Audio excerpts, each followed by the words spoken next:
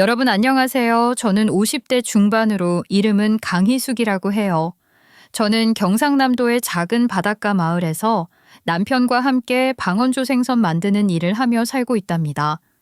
제 남편은 작은 배도 한 척 가진 선장이자 직접 바다에 나가 고기를 잡는 어부이기도 해요. 제 친정은 농촌 마을이었지만 부모님이 농사를 지으신 건 아니고 친정아버지가 비료 같은 것들을 파는 작은 가게를 운영하셨죠. 친정엄마 쪽 먼 친척분이 중매를 서 남편을 만나게 됐는데 농촌에서 자란 제게는 바닷가 마을에 살며 물고기를 잡는다는 것이 무척 신기하기도 하고 재밌어 보였답니다. 남편도 좋은 사람 같아서 크게 재고 따지고 하지도 않고 결혼을 했는데 이날 이때까지 저는 이 일을 너무 좋아하면서 살고 있어요. 제가 원래도 생선을 좋아했지만 시집와 지금껏 삼시세끼 생선을 먹는데도 질리지 않네요. 그러니 이 일이 제 천직이다 생각했고 남편도 저의 천생연분이라 생각하며 행복하게 살고 있었던 거예요. 자식도 여럿 낳아 살고 싶었는데 그 복은 없는 것인지 아들 하나 낳고는 자식을 더 보지 못했어요. 생선 손질하고 말리는 일이 생각보다 손이 많이 가는 일이라 늘 바빴지만 하나밖에 없는 아들 돌보는 것에도 최선을 다했어요. 제가 어릴 적부터 매사 열심히 부지런하게 살았거든요. 다른 것도 아니고 제 자식, 제 아들 돌보는 일이니 힘든 것도 몰랐답니다. 그런 아들 평생 끼고 살아도 살겠다 싶었는데 아들 마음은 제 맘 같지가 않더라고요. 저희 마을이 워낙 작은 마을이라 중학교부터는 통학거리가 꽤 되는 학교에 다녀야 했는데 그러다 보니 애가 중학생이 되면 아예 근처 조금 큰 중소도시로 유학을 보내는 집들이 덜어 있었거든요. 아들 친구 중에도 그런 친구들이 있었던 거예요. 그러니 아들도 초등학교 졸업을 앞두고는 친구들처럼 도시에 있는 중학교에 가고 싶다고 하는 겁니다. 제게는 더 바랄 것 없이 좋은 마을이었지만 한창 호기심 많을 아들에게는 심심하고 답답한 곳이었을 거예요. 게다가 친구들도 도시로 나간다고 하니 아들도 그러고 싶은 게 당연하다 싶기도 했어요. 그러니 남편과 머리 맞대고 고민을 하다가 경기도에 있는 친정오빠 집에 보내 중학교 공부부터 그곳에서 시키기로 했던 겁니다. 다른 집에서 하는 것처럼 가까운 도시에 방 하나 얻어놓고 제가 왔다 갔다 하며 아들 챙길 생각을 먼저 하긴 했지만 그러느니 좀 멀어도 오빠네에 아예 맡겨두는 것이 좋을 것 같았거든요. 아무래도 서울 가까운 경기도가 뭐가 좋아도 더 좋지 않겠어요? 그리고 가까운 도시에 보내면 내가 아무리 자주 오간다고 하더라도 애 혼자 둬야 하는 시간이 있는 건데 어디 하숙 같은 걸 시킨다고 해도 아무래도 신경이 쓰일 것 같아요. 당신 말도 맞는 말이고 다 좋은데 형님 댁에 죄송해서 그렇지 아주머니도 고생이 많으실 거 아니야. 아무리 애라도 입이 하나 느는 거 아니냐고. 그렇잖아도 세연이가 힘들게 생겼으니 나도 그게 너무 미안하긴 해요. 내가 앞으로 더 잘해야죠. 그래도 다행히 세연이가 불편하다는 내색도 별로 안 하고 받아주겠다고 하니까 다행이지 뭐예요. 그렇다니 다행이긴 하네. 형님이 예전부터 보면 아주머님한테 참 다정하게 잘하셨잖아. 안 그래? 오빠가 큰돈 벌어다 주는 걸 못해서 그렇지. 뭐 벌이도 그만하면 됐고. 우리 오빠긴 해도 따뜻한 사람이라 연애 시절부터 세연이랑 둘이 그렇게 좋아 지냈거든요. 여러모로 감사한 일이에요. 친정오빠 부부가 사이가 좋은 덕분인지 새언니도 좋은 마음으로 제 아들을 잘 돌봐주는 것 같았으니 감사하고 다행인 일이었습니다. 물론 제가 꼬박꼬박 선물도 챙기고 잘하느라고 했지만 그래도 객식구 받아주는 게 쉬운 일이 아니라는 것 또한 잘 알고 있으니 고맙기만 했어요. 오빠네는 딸만 둘이 있는데 큰 조카는 아들보다 누나이고 작은 조카는 아들보다 동생이거든요. 다행히 아들은 또래의 조카들과도 사이좋게 잘 지내는 것 같더라고요. 제 아들이 유치원 다닐 때부터 꾸준히 태권도를 했는데 그 덕분인지 조카들 보디가드 노릇을 제대로 하고 있다고 하는 거예요. 아가씨, 내가 정말 주한이한테 얼마나 고마운지 몰라요? 동네에 우리 애들을 괴롭힌다는 못된 애들이 몇 있었거든요. 근데 주한이가 우리 집에 온 이후로는 걔들이 우리 애들을 안 건드리는 거예요. 어머, 정말이에요? 여자애들만 다니다가 우리 주한이가 같이 다니는 게 효과가 있나 봐요. 그럼요. 우리 애들도 든든한 오빠, 남동생이 생겼다고 얼마나 좋아하는지 몰라요? 그게 또 남자애들은 지들끼리 그런 걸 금방 알아본다고 하던데 주한이가 태권도도 오래 한 걸 알았는지 함부로 까불지도 않고 슬슬 피해 다닌다고 하는 거예요. 우리 애가 도움이 된다니까 너무 좋네요. 세연이 그렇게 말해줘서 고마워요. 아가씨도 참 내가 고마워서 인사하는 거예요.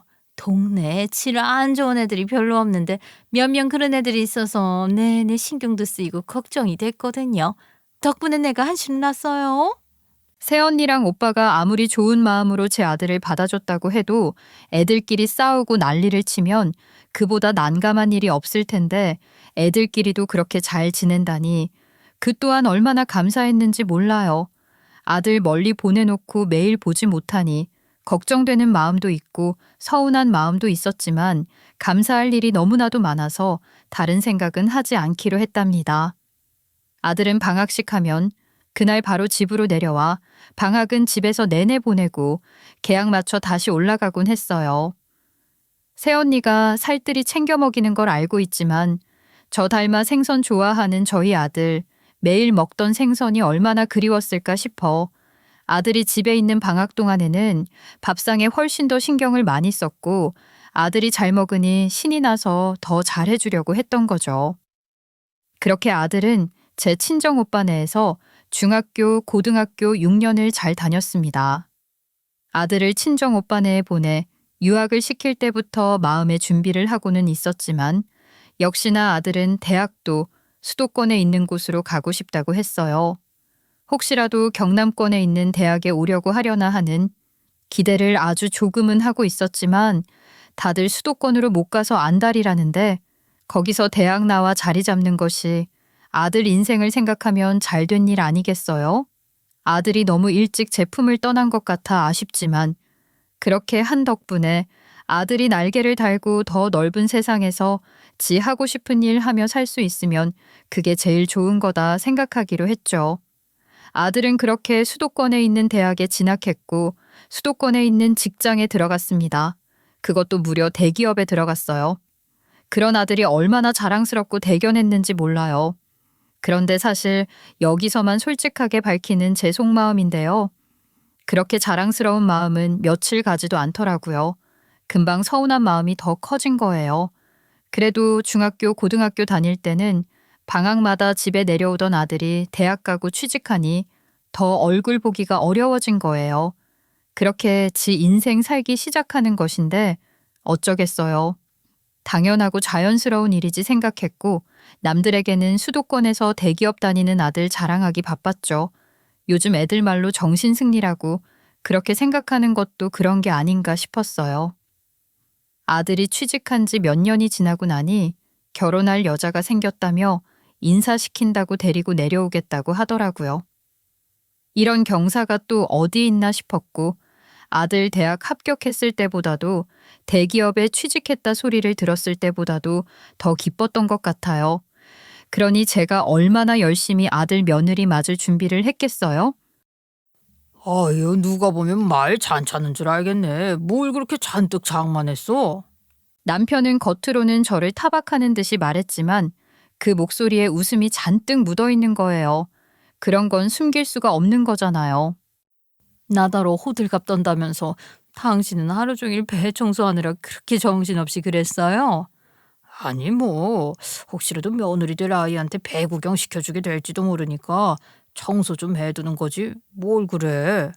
가만 보면 나보다 당신이 더 들뜬 것 같다니까. 남편과 저는 그렇게 둘이 마주 웃으며 아들 며느리 맞을 준비를 했고 그 시간도 그저 행복하기만 했어요. 상다리 휘어지게 음식 장만을 했으니 육해공 어느 것 하나 빠지지 않고 준비했지만 뭐니 해도 제 주특기는 제가 직접 손질해 말린 방언조 생선구이 아니겠어요?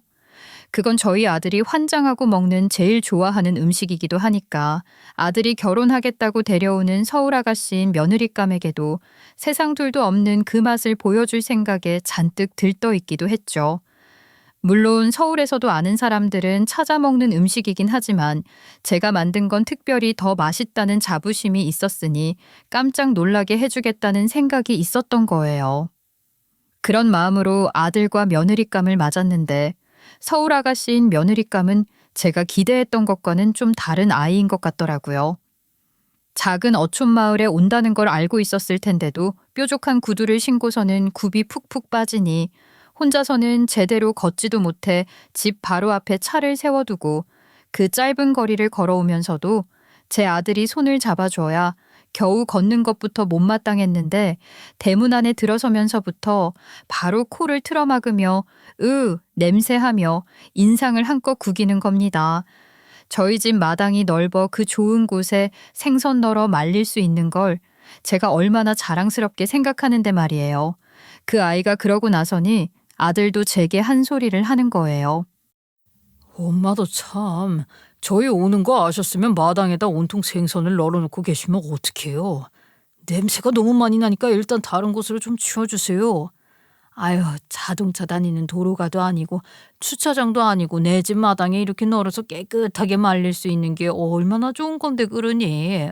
바닷가에서 다 이러고 사는 거고 이렇게 넓은 마당이 있는 집에 사는 것도 복이지. 그건 엄마 생각이고 일단 좀 치웠다가 나중에 다시 널던지 하세요. 냄새가 심해서 집에 있을 수가 없잖아요. 얘가 정말 왜 이래? 네가 제일 좋아하는 건데 갑자기 냄새가 거슬린다는 거야? 아들놈이 며느리감 생각만 너무 하면서 그러는 게 너무 얄미워서 저도 며느리감 들으란 듯이 일부러 그렇게 말한 거예요. 그러니 며느리감이 눈이 둥그레지면서 그러더라고요. 어머, 뭐야, 정말이야? 자기 냄새 나는 거 딱 질색이라더니 이런 거 좋아하는 거였어? 뭐야, 정말. 무슨 소리야? 이런 걸 누가 좋아한다고 그래? 난 이런 거 입에도 안 돼. 냄새도 싫어하는데 뭐. 바닷가 출신이라고 다 이런 거 좋아하는 거 아니야. 걱정하지 마. 아들은 펄쩍 뛰며 아니라고 몇 번이나 더 강조해서 말하는 거예요. 그게 어찌나 서운하던지 제가 만든 반 건조 생선에 남다른 자부심을 갖고 있기 때문이기도 하거니와 입맛까지 똑 닮은 아들과 저의 추억이 고스란히 담긴 것이 반 건조 생선이었으니 아들이 그렇게 말하는 건 그 모든 것을 잃어버리고 부정당하는 기분까지 들게 했던 겁니다. 아들까지 그러고 나오니 남편이 말없이 마당에서 말리고 있던 생선들을 걷기 시작했고 저도 밥상이나 차려야겠다 하고 부엌으로 들어와 버렸죠. 제가 그러고 부엌으로 가면 예의상으로라도 따라 들어와 도울 건 없냐고 묻는 게 당연한 것이라 생각하는데 요즘 애들 생각은 도대체가 어떻게 돌아가는 것인지 알 수가 없겠더라고요. 며느리감이 아들에게 뭐라고 했는지 들어보시겠어요? 저거 다 걷어내도 아직 냄새가 가득하잖아. 우리 냄새 빠질 동안 근처에 어디 카페 같은 데라도 가 있으면 안 돼? 이러는 겁니다. 기가 막혀서. 근처에 카페 같은 게 있지도 않을 뿐더러 결혼하겠다고 시댁에 인사하러 와서는 시애미가 밥상 차릴 동안 커피나 마시고 있겠다는 게 말이나 되는 소리인가 말이에요. 그런데도 아들은 그런 며느리 달래기 바쁜 거예요. 어떡하지? 근처에 갈 만한 데가 없어. 그럼 차 타고 한 바퀴 돌아볼래? 내가 동네 구경이라도 시켜줄게. 이제 들어와 놓고 무슨 또 차를 타고 나간다는 거냐? 그러지 말고 바닷가에 나가 배 구경이라도 하고 그러지 않겠냐? 아버지, 바닷가 나가기에는 얘 옷도 그렇고 신발도 불편해서 안 되겠어요. 다음에 그럴게요. 계속 잠자코 있던 남편이 보다 못해 한마디 한 것일 텐데 아들이 그러고 나오니 남편도 더 이상 뭐라 말도 못하고 그러라고 하긴 하던데 남편 목소리에 묻어나는 씁쓸함은 감출 수가 없는 것이었고 저도 밥상 차리는 내내 한숨을 몇 번이나 쉬었는지 모릅니다. 몇 날 며칠 작정하고 잘 말려놓은 때깔 좋은 반 건조 생선들로 반찬도 잔뜩 만들어 놨는데 일일이 코 막고 킁킁거리며 그나마 냄새가 좀 덜하다 싶은 것들만 골라 상에 올렸어요. 그랬는데도 그 아이는 생선 쪽으로는 젓가락질 한 번을 안 했고 아들도 평소 그렇게 잘 먹던 반찬에 손을 대지 않더라고요. 열심히 만들어 놓은 반찬이 푸대접을 받으니 속이 상해 죽을 지경이었는데 더 기가 막힌 일들이 계속되는 거였습니다. 서울에서 여기까지 보통 거리가 아니니 하루 만에 왔다 갔다 운전해서 다녀가는 게 힘들 거라고 하룻밤 자고 가라고 했고 아들 며느리 자고 갈 방에 새로 산 이불도 들여놨었거든요.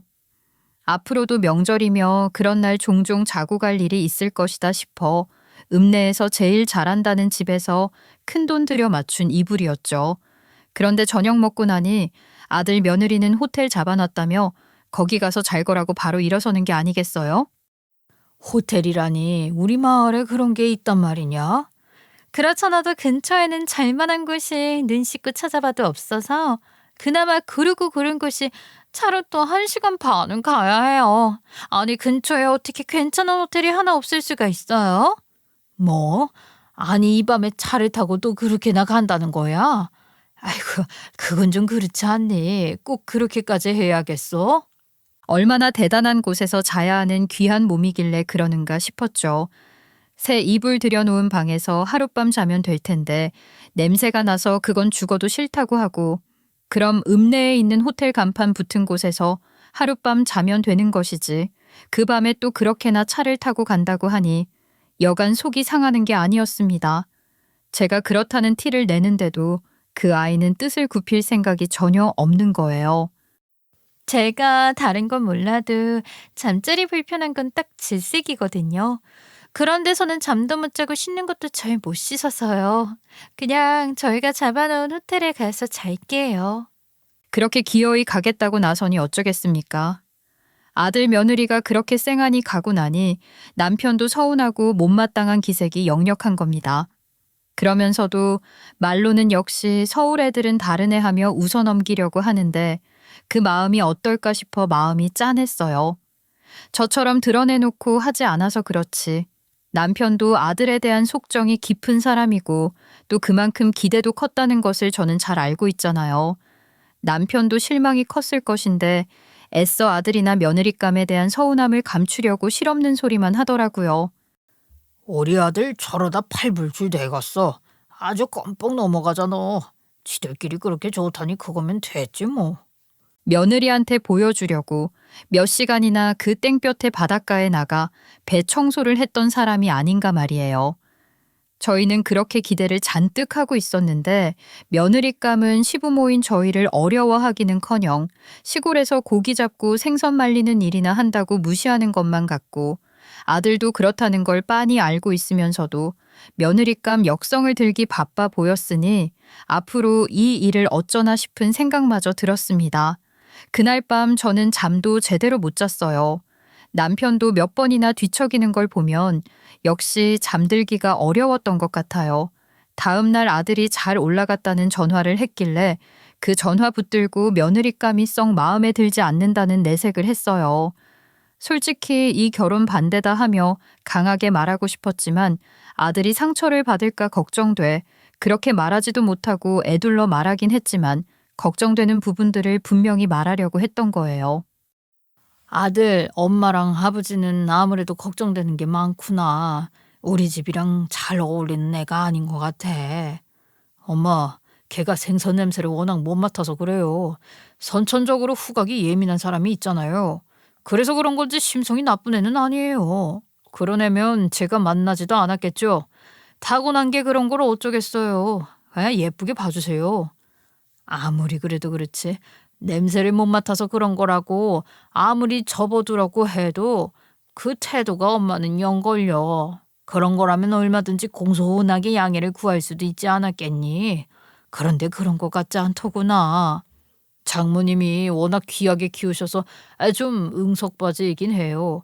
그것도 다 애가 순수해서 그런 거니까 좋게 좋게 생각해 주세요. 엄마, 정말 착한 애예요. 그런 애 다시 만나기 힘들다고 생각했으니 결혼하려는 거 아니겠어요? 엄마가 이해를 좀 해주세요. 부탁드려요. 제가 무슨 이야기를 해도 아들은 그 아이 감싸기에 바쁜 거예요. 그 아이가 듣고 있는 것도 아닌데 그 아이 나쁘게 말하는 꼴을 못 보는 거예요.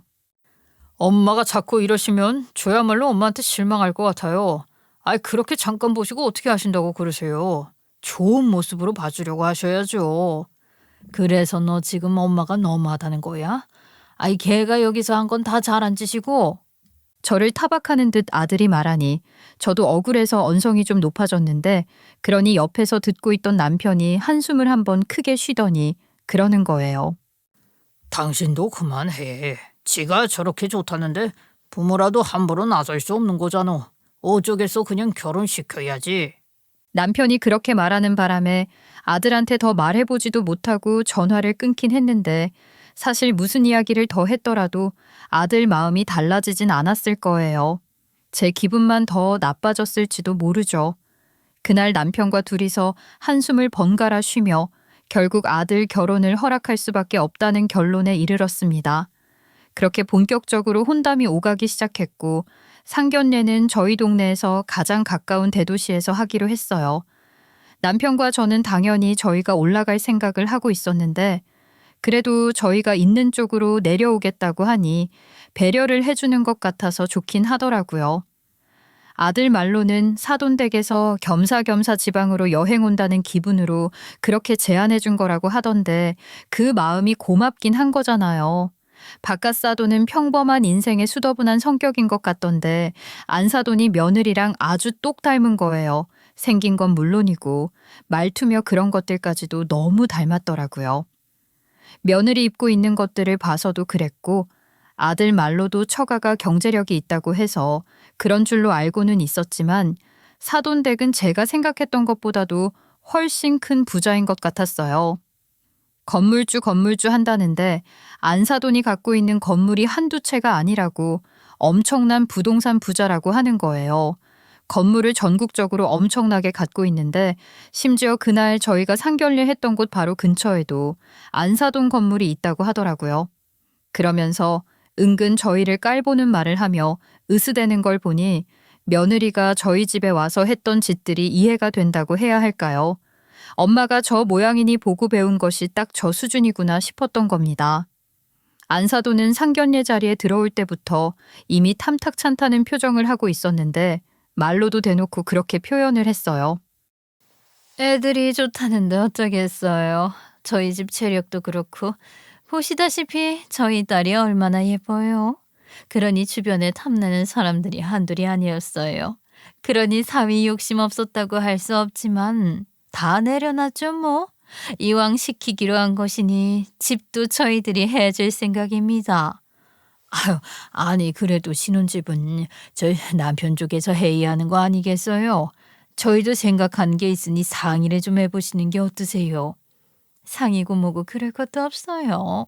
글쎄 제가 갖고 있는 건물 중에서 사위 회사 멀지 않는 곳으로 하나 딱 골라서 신혼집으로 내어주면 되는데요 뭐. 안사돈이 그렇게 말을 하니 집을 대체 몇 채나 갖고 있길래 그 중에서 하나 골라준다는 건가 싶고 어쩐지 주눅이 드는 것도 같았는데 그런 제게 안사돈이 그러는 거예요. 시골에서 생선 말려본 돈으로 대학 공부까지 시켰다고 들었는데 참 대단하신 것 같아요. 훌륭하신 부모님이십니다. 네. 그렇게 저를 추켜 쓰는 듯이 말하길래 그래도 이제야 예의를 좀 차리려나 보다 했죠. 그런데 인애한다는 소리가 기도 안 차는 거였어요. 그런 형편에 애들이 결혼한다고 뭘 제대로 지원이나 하실 수 있겠어요? 없는 살림에 아들 장가간다는 소리가 반갑지 않을지도 모르는 거지요. 아니, 뭘 그렇게 다 아시는 것처럼 말씀을 하세요. 저희도 아들이 결혼할 아가씨가 있다고 했을 때 얼마나 반기며 좋아했는지 몰라요. 이제 가족들 사이에 그렇게 체면 차리려고 안 하셔도 됩니다. 저는 그런 사돈댁 형편 다 알고 있고 이해하기로 했다니까요. 없는 집안 사위 맞는다는 생각에 제가 다 해줄 마음을 먹었으니 그런 걱정하지 마세요. 제가 그 정도 해줄 능력은 충분히 되거든요. 그러면서 간드러지게 웃던데 말이라는 게 아다르고 어다른 거 아닌가 말이에요. 뉘앙스라는 게 얼마나 중요한 것인데 안사돈이 하는 말은 분명 저와 저희 집을 깔보고 얕잡아보며 잘난 체를 하는 거였어요. 안사돈이 그러는데도 아들은 그런 안사돈에게 넙죽넙죽 연신 고맙다 감사하다 소리만 하고 며느리감 칭찬하며 사돈댁 비위 맞추기 바빴고 남편도 제게만 들리는 한숨을 짧게 내쉬었을 뿐 별말을 하지 않고 참고 있었으니 거기서 제가 아들 혼사 망칠 작정을 하고 깽판을 칠 수도 없고 저 역시 그저 억지 웃음을 지을 수밖에 없었어요. 상견례 자리에서 그러고 나와 집으로 오는 내내 그리고 집에 와서도 한참 동안 분이 풀리지 않아 남편이랑 둘이서 몰상식한 안사돈과 빙충이 같은 아들놈, 여우 같은 며느리감 흉을 봤어요. 그렇게 아들 결혼을 시켰는데 그러고 나니 아들 보기가 더더욱 힘들어진 겁니다. 이제 며느리랑 한 집에 산다 싶으니 그나마 편하게 하던 전화도 마음대로 못하게 되어 더 답답했죠. 그렇다고 아들 일하는 시간에 전화를 할 수도 없는 노릇이고 궁금해도 참을 수밖에요. 아들이 이제 결혼까지 해서 새로운 가정을 이뤘으니 가장으로서 지 가정 잘 지키며 사는 모습을 보며 뿌듯해야지 별 수 있겠나 할 수밖에 없었던 거예요. 그 와중에 고맙게도 아들이 결혼하고 얼마 지나지 않아 며느리가 아이를 가졌다는 경사스런 소식을 들려줬어요. 축하도 해주고 싶고 임산부 몸에 좋다는 것들도 좀 챙겨갈 겸 아들 며느리 얼굴 한번 보러 가겠다고 했더니 아들이 그러지 말라고 극구 말리더라고요. 거기서 여기 거리가 얼마나 힘들게 오시려고 하세요. 그러지 않으셔도 돼요. 나 힘든 건 걱정 마라. 자식들 보러 가는 길이 그게 뭐 고된 거라고 그러냐. 엄마 하나도 안 힘들어. 엄마, 그게 아니고요. 사실 제가 요즘 일이 너무 많아서 매일같이 야근을 해야 하거든요. 그러니 엄마가 올라오셔도 집에 일찍 올 수도 없어요. 평일에 너무 힘드니까 주말에는 내내 잠만 잔다고요. 와이프도 임신해서 그러는지 잠이 많아서 둘이서 주말이면 밥도 겨우겨우 챙겨 먹을 정도로 잠을 많이 자요. 엄마가 오셔도 시간을 많이 내지도 못할 텐데 그냥 계시는 게 좋을 것 같아요. 그렇게 피곤하다니 저걸 어쩌나 싶은 마음에 안쓰럽기도 했지만 그래도 제가 얼굴 보러 한번 가고 싶다고 몇 번이나 이야기를 하는데도 끝까지 오지 말라고 하는 게 서운하긴 했죠. 결국 며느리 배불러 오는 거 한 번 보지 못하고 출산 소식을 들었습니다. 며느리가 아직 어리니 산모 아이 모두 건강하게 순산했다고 했고 그렇게 저는 손자를 얻었어요.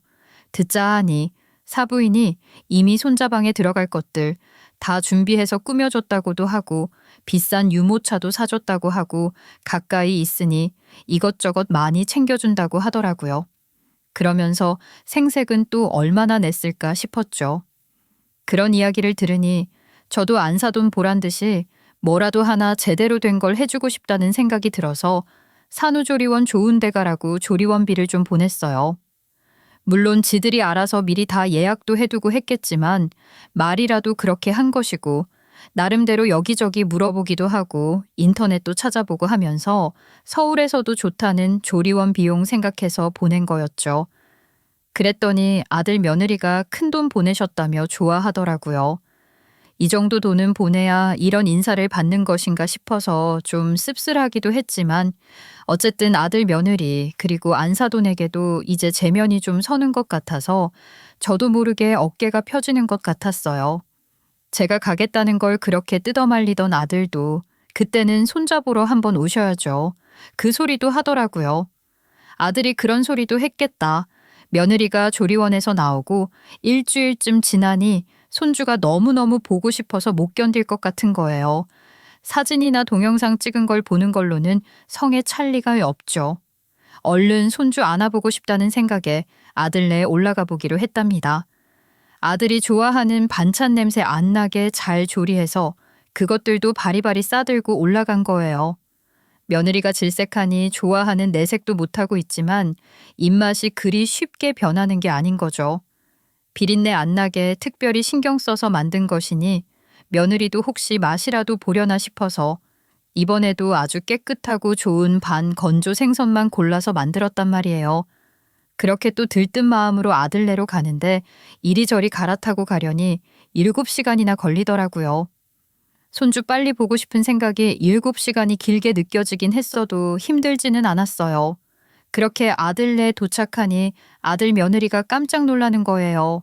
연락도 없이 올라오셨냐고 하길래 괜히 너희들 신경 쓸까봐 그냥 왔다고 손주 보러 오라고 하지 않았냐 했습니다.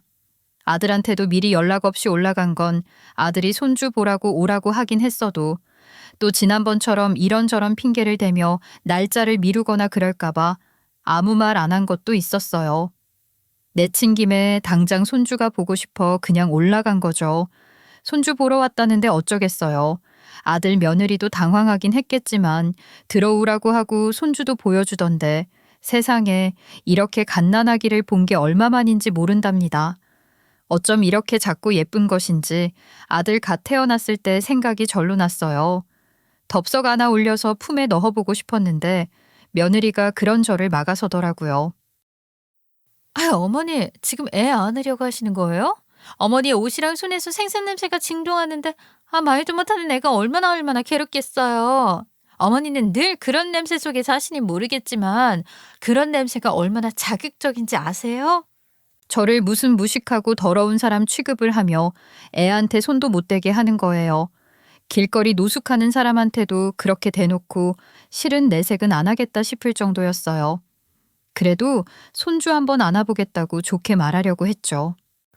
먼 길 오느라 시간이 오래 걸리기도 했고 이거 들고 오느라 땀도 좀 흘려서 그런가 보다. 목욕 깨끗하게 하고 새 옷 꺼내 입고 안아볼게. 그럼 되겠니? 엄마, 뭘 얼마나 오래 계시려고 하시는 거예요? 곧 장모님이 애기 보러 오시기로 되어 있으니까 엄마는 애 다 보셨으면 얼른 가보세요. 기가 막혀서 지들이 와달라고 사정해서 내가 온 건 아니지만 아무리 그래도 그렇지 7시간이나 걸려서 올라온 애미가 편하게 자리 잡고 한번 앉지도 않았는데 선걸음에 얼른 가라 소리부터 하는 건 아니잖아요. 처음부터 그럴 작정은 아니었지만 아들이 그렇게 나오니 괘씸한 마음에 오기가 생기더라고요. 지금 나더러 이 길로 바로 내려가란 말이냐? 내려가는 차표 시간도 마땅찮고 나는 오늘 여기서 하룻밤 자고 가야겠으니까 그렇게 알아라. 여기서 주무시고 가시겠다는 소리예요? 저희 집에 손님방은 하나밖에 없고 침대로 하나인데 그건 장모님이 쓰셔야 해요.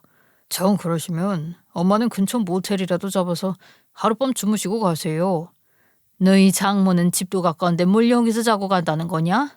오늘만 오는 것도 아니고 자주 올 거 아니야. 오늘은 내가 좀 자야겠다. 엄마랑 장모님이랑 급이 같아요? 장모님이 이 집 해주신 건데 장모님이 주무셔야 하는 게 당연한 거 아니냐고요. 아들과 이야기를 하면 할수록 이대로 물러설 수 없다는 생각이 들어서 끝까지 물러서지 않으려 했던 것인데 아들은 기어이 제게 상처가 되는 말들을 내뱉고 마는 거였습니다. 아들에게 그런 취급을 받고 허탈해서 어리나간 저를 아들은 내쫓다시피 현관으로 몰더군요. 그러면서 제가 싸들고 간 반찬들까지 고스란히 다시 내어놓더라고요. 이렇게 비린내 나는 거 와이프나 장모님 다 싫어해서 집에 두면 안 되니까 그냥 그대로 챙겨서 가세요. 그렇게 쫓겨나듯 아들네 집에서 나왔는데 아들이고 며느리고 나와보지도 않는 거예요. 현관문 탁 닫고 들어가 버리는 거죠. 아들이 부탁해서 만들어 온 반찬은 아니지만 그래도 아들이 좋아하는 것들로만 골라서 정성껏 만들어 온 것인데 그것까지 다시 다 제 손에 들려 저를 쫓아내던 아들놈을 생각하니 비참하고 배신감이 밀려와 그만 울음이 터져버리고 말았습니다. 그리고 아들 집 건물 앞에서 가져간 반찬 내려놓고 소리내어 울어버렸어요. 저기 속 깊은 곳에서부터 치밀어 오르는 뜨거운 기운에 터져버린 울음이 쉬이 잦아들지 않았던 거예요. 그렇게 울고 있으니 아들 부부랑 같은 건물에 사는 것 같은 한 아가씨가 지나가다 저를 보고 당황해서는 아는 척을 하더군요. 아유, 할머니 괜찮으세요? 왜 그러세요? 제가 뭐 도와드릴 게 있으면 말씀하세요. 그 아가씨가 그렇게 제 옆에 다가와 저를 챙겨주는데 제 아들 집에서 쫓겨나 생판남에게 챙김을 받고 있는 제 꼴이 우습기도 하고 부끄럽기도 해서 눈물이 더 나는 것 같았어요. 아니, 며느리가 손주를 낳아가지고 너무 보고 싶어서 왔는데 아이고, 내가 지금 처자한테 무슨 소리를 하는 거야? 저도 모르게 억울한 게 툭 튀어나왔는데 그러다가 잘 알지도 못하는 사람에게 뭐 하러 말하나 싶어 이내 입을 다물었죠. 그러고 한참을 더 울었는데 그 아가씨는 그런 저를 쭉 지켜봐주고 옆에 있어주더니 조심스레 말을 꺼내는 거예요. 혹시 할머니, 여기 건물주 따님 사는 3층 주인 세대 다녀오신 거 아니세요? 얼마 전에 아이 낳은 그 집 말이에요. 아니, 우리 아들 며느리를 알아요? 왜 모르겠어요. 이 건물에 애 낳은 신혼부부는 그 주인 세대밖에 없고, 그리고 제 생각에 그런 짓을 할 만한 사람들은 그 부부밖에 없거든요. 아들 부부가 사는 건물은 아파트는 아니고 안사돈 소유의 다가구 주택으로 아들 내외는 3층에 있는 복층 주인 세대에 살고 있는데 겉으로 보면 잘 몰라도 안에 들어가면 꽤나 으리으리한 집이었어요. 40평대 주인 세대 말고 1층, 2층은 죄다 원룸, 투룸이라고 하더라고요. 아니, 우리 아들 며느리가 평소에 뭐 어떻게 하고 다녔길래 그래요? 뭘 많이 잘못하고 다니나요? 뭐 아무래도 건물주 딸 사위니까 말하자면 갑질이라고 해야 할까요? 좀 그런 걸로 유명해요. 입주민들 불만이 자자하거든요. 그런데 하물며 자기 어머니한테까지 이럴 줄은 몰랐네요. 정말 안 될 사람들인 것 같아요. 그 아가씨는 그러고도 한참을 더 제가 진정할 때까지 제 옆에 있어주더니 제게 한 가지 제안을 해왔어요. 할머니, 제가 평소에도 그 사람들, 그러니까 할머니 아들 며느리랑 그 장모, 저희 건물주 말이에요. 그 사람들이 너무 얄밉고 분해서 뭐라도 꼬투리 잡을 게 있으면 그걸로 복수라도 하고 싶어서 좀 알아본 게 있거든요. 제가 그걸 좀 파보고 싶은데 할머니가 같이 해주시면 좋을 것 같아요. 어떠세요? 저랑 손잡고 그 사람들 혼내줘요. 저는 그 말이 무슨 말인지 정확하게 알아듣진 못했지만 고얀 아들 며느리 혼내줄 수 있다 소리만 듣고 그 아가씨와 연락처를 교환했고 며칠 뒤 다시 연락을 해 만났어요. 남편한테는 모처럼 여기까지 온 김에 오빠네도 들르고 볼일 좀 보고 가겠다고 해놓고 며칠 뒤에 그 아가씨를 다시 만났죠. 며칠이 지나도 아들이 제게 한 짓을 용서할 수가 없었고 아들놈에게 연락 한 통도 없어서 화가 난 마음이 누그러지기는커녕 점점 더 괘씸해지고 있었으니 그 아가씨가 말한 복수라는 걸 저도 해야겠다 싶었거든요. 그렇게 다시 만난 자리에서 저는 그 아가씨가 알고 있는 것들에 대해 듣게 됐습니다. 그 아가씨 말에 의하면 안사도는 무자본 갭 투자로 전국의 건물을 100채 이상 갖고 있는 사람이라는 거예요. 저는 무자본 갭 투자가 뭔지도 몰랐는데 그러니까 그게 부동산 전세금이 올라 있는 상태에서 부동산 가격이 폭락하면 매매가보다 전세 보증금이 비싼 역전 현상이 생기잖아요. 그럼 그걸 틈타 자기 돈은 한 푼 들이지도 않고 임대차 계약을 하면서 넘겨받은 보증금으로 주택을 매매하는 투자 방식이라는 거예요. 결국 자본금 하나 없이 부동산을 매매한 것으로 임차인이 집을 빼겠다고 하면 돌려줄 보증금이 없게 되는 것으로 소위 깡통 전세라고 하는 거죠. 설명을 드리니 뭔지 알겠네요. 나도 그런 걸 뉴스에서 본 적이 있어요. 그런데 그거 사기 아니에요? 그렇죠. 사기인 거죠. 게다가 처음부터 그럴 작정을 하고 한 거잖아요. 똑같은 방식으로 전국의 건물을 그렇게 다 사들인 거고 말이에요. 세상에, 그런 안사돈이 부동산 사기를 쳐서 돈을 벌고 있다는 거네요. 그런 식으로 자기 돈 없이 건물을 사들인 것은 물론이고 이래저래 부채도 상당할 것으로 짐작하고 있어요. 다른 건 몰라도 전세 사기에 대해서만큼은 꼭 처벌을 받게 하고 싶어요. 그래요. 나쁜 짓을 했으면 벌을 받아야죠. 그런데 그렇게 하는 게 쉽지가 않으니 그런 사기를 치고도 뻔뻔하게 잘 살고 있는 거겠죠.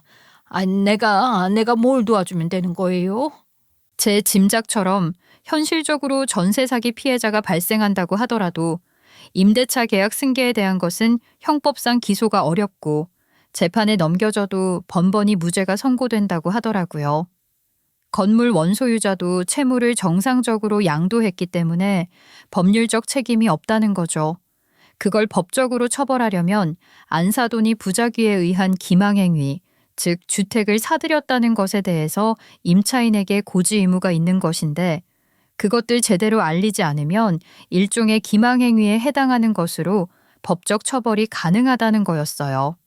우선 저는 그 아가씨와 함께 건물주, 즉 안사돈의 등기부등본을 떼서 소유 건물과 주소들을 알아냈어요. 그리고 하나하나 할 수 있는 일들을 해나가기 시작한 거죠. 아들 며느리와 그 아가씨가 사는 건물 원룸에는 대부분 취준생이나 사회초년생들이 살고 있더라고요. 말하자면 경제적으로 여유가 없는 사람들인 거예요. 그 사람들을 한 명 한 명 설득해서 일단 집단 고소 명단을 확보했고 등기부등본을 통해 알게 된 안사돈 의 다른 깡통 건물들도 돌아다니며 비슷한 처지에 있는 사람들을 만나 설득하고 또 동참시켰습니다. 제가 직접 그렇게 발로 뛰어 사람들을 만나다 보니 점점 더 화가 나는 거예요. 안사돈이 갖고 있는 건물이 다 그런 식이었는데 그러니 피해자가 됐거나 앞으로 피해자가 될 수 있는 사람들이 전부 취준생이나 사회초년생 같이 힘없는 약자들인 거예요. 그런 사람들을 상대로 전국적인 사기를 치는 사람이라는 걸 알게 되니 어떤 식으로든 처벌을 해야겠다는 생각이 강하게 들었죠. 그래서 제가 사비를 들여 변호사를 선임했고 자문을 구했어요. 전문가의 도움이 필요하다고 느꼈거든요. 그러면서 아가씨와 저는 여전히 부지런히 뛰어다니며 집단 고소 동참인 수를 늘렸고 그 수는 생각보다 많더라고요. 어느 정도 사람들이 모이게 되니 그 사람들이 조금씩 십시일반으로 내놓은 돈도 꽤 목돈이 되었고 그 돈으로 대형 로펌에서 변호인단을 꾸릴 수 있었어요. 그렇게 안사돈을 법적으로 처벌하기 위한 절차가 시작된 거죠. 할머니 정말 수고 많으셨어요. 할머니가 안 계셨으면 저 혼자서는 이렇게 못했을 거예요. 아이고 내가 무슨 한게 있다고 그래요. 이미 다 알아놓은 상황에서 나는 뭐 조금 거들기나 했지. 아가씨야말로 정말 수고 많았어요. 아니에요. 저도 막연하게 생각만 하고 있었지. 실행에 옮길 엄두를 못 냈는데 할머니 보고 더 이상 가만히 있으면 안 되겠다는 생각이 들었어요. 그리고 이렇게 많은 사람들 만나 설득하는데 할머니 역할이 정말 컸어요. 감사합니다. 이제 좋은 소식 기다리기만 하면 되는 거죠? 그렇게 대단한 로펌 변호사들이라고 하고 돈도 그렇게 비싸게 받았으니 꼭 좋은 결과 내주지 않겠어요? 소송도 소송이지만 듣자 하니 이미 소문이 쫙 퍼지고 다 탄로나는 바람에 집주인이 갖고 있던 저희 건물도 경매에 넘어갈 거라고 하더라고요. 아마 할머니 아들 며느리도 집 비워야 할 거예요. 그 아가씨의 말은 사실이었어요. 상황이 그리 되니 아들 며느리는 지들 사는 집이라도 챙길 심산으로 갓난쟁이 업고 내려와 부탁을 하더라고요. 엄마 아버지 저희 집이라도 지켜야 할 거 아니에요. 그러니까 이 집 담보로 대출이라도 좀 받아주세요. 뭐 이런 말 같지도 않은 소리 하지도 마라. 돈이고 뭐고 그 어떤 것도 도와줄 마음 없으니까 아예 그런 기대도 하지 말란 말이야. 어머니 저희는 그럼 어떡해요? 간단쟁이 데리고 길바닥에 놔앉을 수도 없잖아요. 도와주세요. 내가 그걸 왜 도와주니? 그 고소 처음 시작한 너희 건물에 사는 아가씨 말이다. 그 아가씨 도와준 게 바로 나야 나. 네? 엄마 그게 무슨 말이에요? 엄마가 그 여자를 왜 도와요? 아니 엄마가 그 여자를 어떻게 알아서 도왔다는 거예요? 그날 너한테 쫓겨나서 울고 있는 나를 그 아가씨가 챙겨주더구나. 그렇게 인연이 된 거지. 네가 나를 그딴 식으로 내줬지만 않았어도 그럴 일은 없었을지도 모른다. 그러니까 나는 더 이상 할 말 없으니까 돌아가. 어머니 정말 너무하세요. 그 여자 때문에 지금 저희 엄마가 무슨 꼴을 당하고 있는데 저희 집은 이제 정말 쫄딱 망하게 생겼다고요. 어떻게 어머니가 그걸 도우실 수가 있어요? 예? 저희한테 알려주셨어도 시원찮은데 그걸 도우시다니요? 닥치지 못해. 너희 엄마 같은 사람들이 저지른 일 때문에 누군가는 스스로 목숨을 끊기도 한다는 건 몰라서 그런 소리를 하는 거야? 너는 그러고 살았을지 모르지만 나는 그걸 모른 척할 수가 없었다. 너희들은 너희 엄마, 너희 장모가 남의 피 같은 돈 사기쳐서 얻은 부를 갖고 그렇게 떵떵거리고 살았던 걸 다 알고 있었던 거겠지? 제가 그렇게 말하니 아들 며느리 둘 다 입을 딱 닫았지만 모를 리가 없었을 거예요. 아들도 그걸 알았으니 그걸 엄마가 왜 나서서 도와주냐는 말부터 한 거겠죠. 제 아들이 어쩌다가 저런 몹쓸 놈이 되었나 싶은 생각에 씁쓸했습니다. 아들 어릴 때 공부시킨다는 생각으로 위로 올려 보내지 말고 이렇게 평화롭고 아름다운 바닷가 우리 마을에서 계속 키웠으면 이런 일이 생기지 않았을 수도 있지 않았을까요? 그런 생각이 들기도 했어요. 그렇지만 다 부질없는 생각인 거죠. 제 어미, 제 시모를 무시하는 아들 며느리 따위 저도 사람으로 생각 안 하기로 한 지 오래입니다. 얼마 뒤 집이 넘어가고 당장 갈 곳이 없어진 아들과 며느리는 또 손주 안고 내려와 사정하며 부탁했지만 저는 물론이고 남편 또한 전혀 그럴 마음이 없었어요. 부모를 부모로 생각하지 않는 자식은 저희도 필요 없으니까요. 그리고 며칠 뒤에는 안사돈이 며느리와 함께 저를 찾아온 거예요. 한창 재판받으셔야 할 분이 여기는 어쩐 일이세요? 이렇게 막 돌아다녀도 되는 거예요? 내가 뭐 아직 체인도 아닌데 못 다닐 건 또 뭐예요? 아니 사부인 그게 아니라요.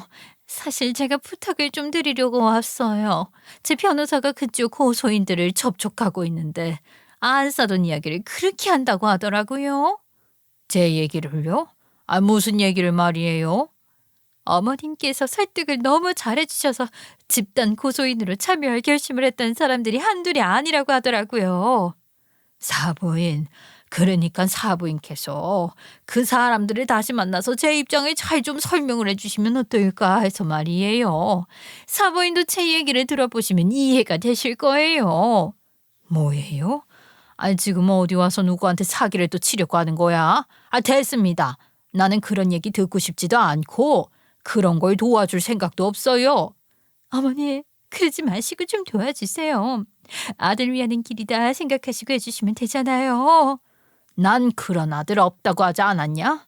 자꾸 이러면 그렇게 싫어한다는 생선 비린내 실컷 맡게 해줄 테니 어디 계속 한번 떠들어 보던가. 마음 같아서는 그것들이 질색한다는 반 건조 생선 있는 대로 다 던져주고 싶었지만 제가 정성스레 말린 것들 아까워서 그렇게 안 했어요. 그 생선 던져주기도 아까운 것들이잖아요. 실제로 던질 생각은 없었지만 던지는 신용만 했는데도 이미 저만큼이나 도망가고 없던데요. 안사돈은 결국 실형을 받았다고 해요. 매매 계약마다 수백, 수천만 원의 현금을 취득했으면서도 위험은 임차인에게 전가하고 보증금 반환에 대한 계획을 세우지도 않고 연락을 회피하거나 두절한 것은 확정적 고의가 아니라 할지라도 미필적 고의가 있는 것이고 피해자들의 재산이자 삶의 터전을 범행 도구로 삼은 것이라는 판결문을 받았다고 하더라고요. 그 판사님 어느 분이신지 몰라도 훌륭한 분이시란 생각이 들었죠. 안사돈에게서 전세 보증금을 돌려받지 못한 사람들이 단체로 민사소송도 벌인다고 하니 그동안 돈 한 푼 들이지 않고 쉽게 번 돈 펑펑 쓰기만 했던 안사돈은 앞으로 갚아야 할 빚이 산더미가 될 거라고 하네요. 그러니 안사돈 덕 보며 평생 편하게 살 줄 알았던 아들 며느리는 제게 달라붙어 도움을 청하는 것인데 저는 아들 내외에게 그렇게 말했어요. 안싸돈도 잘한 게 없지만 집 해주고 뭐 해주고 할 때는 그렇게 살살 거리다가 처지가 저렇게 됐다고 등 돌리는 것들도 제대로 된 것들 아니지? 그럴수록 자식된 도리 해야 하는 거 아니냐? 나는 너희들 같은 자식 없다고 생각하는 사람이니 가서 너희 할 도리 하란 말이다. 그렇게 큰 소리로 호통쳐 돌려보냈고 그 말은 아예 빈말이 아닙니다. 그동안 제가 당한 것들과는 별개로 도리는 하고 살아야 한다는 게 내 생각이니까요. 지난주에 오빠네 가족이 저희 집에 놀러와 며칠 쉬다 갔는데 조카 자매도 같이 왔었거든요. 그 모습을 보니 아들 생각도 나고 손주 생각도 났지만 조카 자매가 그렇게 마음 약해져서 도와주시면 안 된다고 부자 장모라고 난리치는 거 자기들도 다 봤는데 저 꼴당하니 등 돌리지 않느냐. 고모가 괜히 마음 약해져서 도와주면 그때야 고맙다 어쩐다 하겠지만 결국 달라지는 것 하나 없이 똑같을 거라고 말입니다. 아들이 스스로 정신 차리고 반성하지 않는 한 그런 것은 다 의미 없는 거라고 하던데 그 말이 맞는 말이라는 걸 저도 잘 알고 있어요. 저희 부부는 서로 그렇게 마음 약해지지 않도록 의지가 되어주며 남은 인생 살자고 약속했습니다. 여러분 제 이야기 어떻게 들으셨나요? 저처럼 극단적인 경우를 겪으신 분들이 많지는 않겠지만 부분 공감을 하실 만한 이야기들이 많았을 거라 생각해요. 그러니 제 이야기가 그런 분들께 여러 가지 의미로 다가갈 거라 생각한답니다. 저와 같은 결정을 하는 것이 꼭 옳은 건 아닐 거예요. 각자 처해 있는 상황이 다를 테니까요. 그렇지만 저의 이런 이야기나 생각들이 그런 분들에게 조금이라도 도움이 되거나 위로가 되길 바라는 마음으로 제 이야기를 마치려고 해요. 끝까지 들어주셔서 너무 감사드리고요. 항상 건강하세요.